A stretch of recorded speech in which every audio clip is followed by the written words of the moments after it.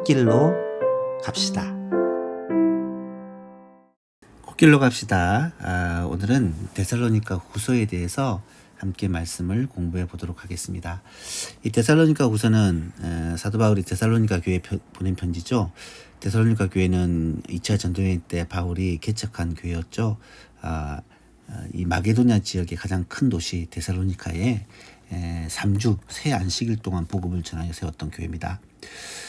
그 데살로니가 교회에 편지를 먼저 보냈어요. 전서죠. 근데 전서를 쓰고 나서 몇 달 후에 후서도 기록하여 보냈던 것 같습니다. 이 말은 이 바울의 이제 이 바울이 보낸 이 편지 중에 초기에 기록한 데살로니가 전서 후서는 초기에 기록한 것으로 보입니다.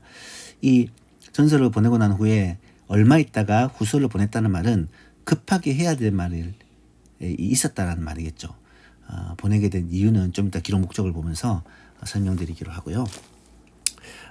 저자는 1장 1절과 3장 17절에 바울 사도가 기록했다라고 분명히 밝히고 있고, 또 뭐 외적인 내적인 증거도 확실하여서 이것에 대해서 의심하는 사람은 거의 없다라고 그렇게 봅니다. 기록 목적은 데살로니가 전서에서 바울이 박해로 인해 죽은 성도들에 대한 오해를 재림에 대한 소망으로 설명을 했다. 우리 전서를 지난주에 설명하면서 얘기를 했었죠.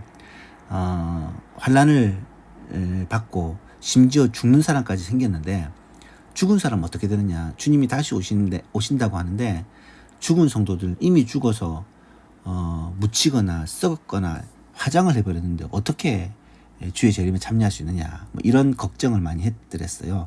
그래서 그에 대해 설명하면서 주님이 다시 오실 때는 죽은 자들이 먼저 부활한다. 죽은 사람들의 육체가 부활해서 주님과 함께 온 그 영혼들과 결합하여 온전한 부활체가 된다. 그리고 난 후에 살아있는 자도 부활의 몸으로 변화가 된다.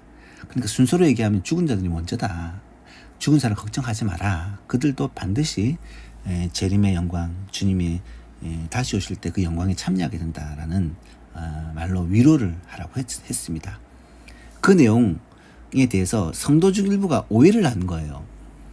어떻게 오해를 했냐면 주의 재림이 곧 올 것처럼, 당장 오는 것처럼 오해를 한 거예요. 그러다 보니까 벌써 왔다라고 주장하는 거짓 선지자들의 소리에 막 귀를 기울이게 되어지고, 또 정상적인 생활을 내팽개쳐 사람이 많았던 거예요. 재림을 준비해야 되는데 지금 무슨 직업을 가지고 공부를 하고 뭐 일을 하고 뭐 자녀를 키우고 미래를 준비하냐고. 지금 당장 주님이 오시면은 우리는 주님 맞을 준비를 해야 된다고 하면서 그렇게 정상적인 생활을 다 팽개쳐 버리고 주님 맞을 준비만 하려는 그런 어리석은 자들이 생겨났던 거예요. 그걸 부추기는 사람들이 있다는 거예요. 그래서 어떤 사람은 스스로 주님의 재림에 대한 계시를 받았다고 하기도 하고, 자기 스스로가 재림 예수라고 하는 사람이 생기고, 또 어떤 사람은 바울로부터 편지를 따로 받았다고 그렇게 주장하기도 하고, 거짓말이죠. 그런 혼란이 계속해서 일어나니까 다시 한번 편지를 써서 공적인 편지, 딱 이 권위를 가진 편지로 이것들을 시정하고 잘못을 잠재우고 건전한 재림신앙을 가르치기 위해서 본서를 기록했다고 볼 수가 있겠습니다. 그래서 주제를 건전한 재림신앙이다라고 그렇게 말할 수 있습니다. 구조를 보시면 문안인사, 감사에 대한 내용은 뭐 어느 편지 하나 다 있고요. 그 다음에 이제 하나님의 심판에 대한 내용으로 시작합니다. 왜냐하면 이제 이 재림에 대해서 오해하고 또 스스로 재림 예수라고 말하면서 막 백성을 혼돈시키는 자들을 향해서 굉장히 강한 경고로 편지를 시작을 해요. 그리고 바울이 성도들을 위한 기도를 하고, 그 다음에 이제 2장부터는 이제 주의 날, 이 재림의 날이죠. 이 재림의 날에 대한 구체적인 교훈을 그렇게 시작을 합니다. 재림의 날에 대한 교훈은 분명해요. 문제가 뭐냐면 자기가 재림 예수다 이렇게 주장하는 사람들, 아니면 재림의 날에 대한 교훈을 내가 따로 받았다 이렇게 뭐 계시를 받았다고 주장하는 사람들, 또 바울로부터 다른 편지, 너희들이 모르는 편지를 받았다고 주장하는 사람들, 그러니까 온갖 거짓말들이 난무를 하다 보니까 이것을 좀 정리하고 바로잡기 위해서 2장에서 이제 핵심적인 내용을 얘기를 하는 거예요. 무슨 얘기를 하냐면 주의 날은 아직 도래하지 않았다. 예수님이 말세 때가 되면 미혹하는 자들이 계속해서 일어날 것을 말했고, 그 다음에 말세의 징조들이 나타날 것을 얘기했는데 지금 미혹하는 자들이 일어날 뿐이다. 바른 이 재림에 대한 신앙은 예수님의 가르침을 붙들 때 분별할 수 있다라고 얘기하면서 흔들리지 말라고 당부를 합니다. 그리고 종말 재림의 때를 기대하고 소망하고 확신을 가지라고 그렇게 권면하고 있죠. 그리고 3장에 이어지는 권면은 먼저 이제 나를 위해서 좀 기도해달라. 바울 사도가 지금 처한 상황을 얘기하면서 좀 중보기도를 요청을 하고 있습니다. 복음에 더 열심히 전하여 복음이 힘있게 퍼져나갈 수 있도록, 그리고 바울을 괴롭히고 바울을 핍박하는 악한 자들에게서 건져내시기를 그렇게 기도 부탁을 하고요. 그리고 나서 이제 게으른 자들에 대한 권면, 이 게으른 자들은 아까 말했듯이 재림을 믿고는 있는데 재림이 뭐 속히 온다라고 생각하고 자기 정상적인 생활을 놓아버리는 사람들. 그래서 이런저런 핑계를 대면서 그냥 놀고 먹는 사람들, 그러면서 교회에 문제를 일으키는 사람들에 대해서 경고를 합니다.